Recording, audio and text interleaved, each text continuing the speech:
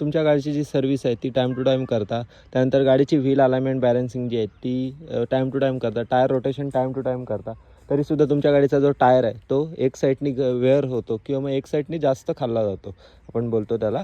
तर त्याचं कारण काय आहे ना, मी तुम्हाला सांगतो. आता हा माझ्या गाडीचा टायर आहे, तो 70,000 किलोमीटरपर्यंत चाललेला आहे. बघू शकता पूर्णपणे एकदम म्हणजे दोन्ही साईडनी एकदम बरोबर वेअर झालेला आहे, बरोबर घासला गेलेला आहे.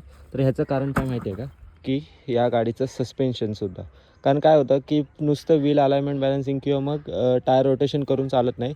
गाडीचं जे सस्पेन्शन आहे ते सुद्धा आपल्याला व्यवस्थित ठेवावं लागतं. ते जर खराब झालं असेल सस्पेन्शन, तर तुमच्या गाडीचा जो टायर आहे तो घासणं म्हणजे दोन्ही एक साईडनी कुठल्या तरी जास्त घासणं हा प्रॉब्लेम येऊ शकतो. त्याच्यामुळे तुम्ही ज्यावेळी तुमच्या गाडीचा टायर समजा असं वाटत असेल की एक साईडनी घासलं होतं, त्यावेळी तुमचं एकदा सस्पेन्शनसुद्धा चेक करून घ्या. सस्पेन्शनमध्ये काय येतं माहिती आहे का, फ्रंट शॉक अब्सर्वर, खालचे लोअर राम, त्यानंतर हा लिंक रॉड, या अशा छोट्या मोठ्या गोष्टी तुम्हाला सस्पेन्शनमध्ये येतात. त्या तुम्हाला नेहमीच चेक करायचे आहे, जेणेकरून तुमच्या जी टायरची लाईफ आहे ती जास्तीत जास्त होऊन जाईल. कशी वाटली छोटीशी इन्फॉर्मेशन कमेंट करून नक्की सांगा. धन्यवाद.